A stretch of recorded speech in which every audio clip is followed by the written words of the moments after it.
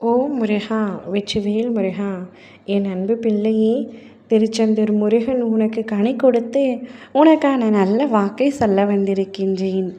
இன்று என்னை உதாசீனப்படுத்தாமல் முழுமையாக கேள் தங்கமே. நீ உன் வழியில் நேர்மையுடன் தான் நடக்கின்றாய். உன்னை பின்பற்றி மற்றொரு உயிர் நிம்மதியாக வாழும் பொழுது அவர்கள் பெறும் ஒவ்வொரு நன்மையும் உனக்கே புண்ணியமாக திரும்பி வருகின்றது.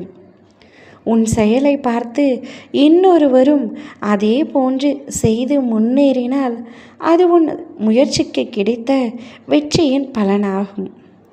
உன்னால் மற்றவர் வாழ்ந்தால் அது உன் உயிரின் அர்த்தம். அந்த நன்மையை பிரபஞ்சம் உணர்ந்து 100 மடங்கு உன்னிடம் திருப்பி தரும்.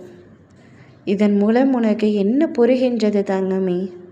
நீ ஒரு நன்மையை செய்தால் இந்த பிரபஞ்சமும் உன் அப்பனும் அதைவிட 100 மடங்கு நன்மையை உன் வாழ்க்கையில் நடத்துவேன் என்று அர்த்தம்.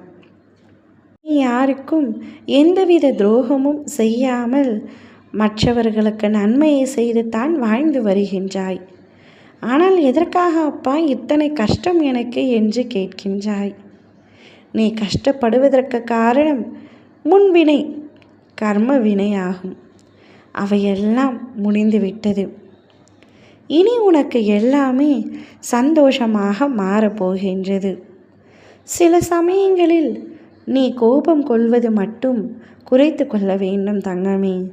கோபம் வந்தது என்றால் மனம் எங்கோ காயம் அடைந்தது என்பதற்கான அறிகுறிதான்.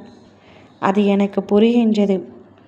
அதை ஆராயாமல் மற்றவரின் வார்த்தையிலேயே முடிவெடுப்பது தவறு. ஏன் அந்த கோபம் வந்தது என்று சற்று சிந்தி. உன் உள்ளம் பேசும் பதில் அங்கே தான் இருக்கும். அறியாமல் கோபப்பட்டால் உறவு சிதறும். அறிந்து அமைதியாக இருந்தால் வாழ்க்கை செழிக்கும். கோபத்தை அடக்காதே, அதை புரிந்து கொள். அதன் வேறு அறிந்தவுடன் அது தானாகவே நிம்மதியாக மாறிவிடும். அமைதி உன் பலம், சிந்தனை உன் தெய்வம். என் அருள் உன் மனதுக்குள் ஒளியாக இருக்கும். கோபத்தை அடக்காதே என்று சொல்வதற்கான பொருள் நீ கோபமே படக்கூடாது என்பதுதான். கோபம் வந்தால்தானே அதனை அடக்கி வைத்து கொள்ள வேண்டும். எதற்காக கோபப்பட வேண்டும்? வாழ்க்கையில் பொறுமையும் அமைதியும் மிகவும் முக்கியம் தங்கமே. நீ அமைதியுடன் ஒரு செயலை செய்தால் அது நிச்சயமாக வெற்றி பெறும். நீ எச்சூழலிலும் அமைதியாக இருந்து பார்.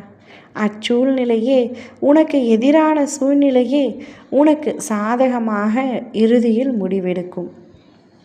அதனால்தான் நீ அமைதியாக இரு என்று கூறுகின்றேன். வாழ்க்கை உனக்கு மாறப்போகின்றது. அதை நான் மாற்றி காட்டுகின்றேன். நீ விரும்பியபடியான வாழ்க்கை உனக்கு நிச்சயமாக அமையும். நீ தேடிய சந்தோஷம் உனக்கு கிடைக்கும்.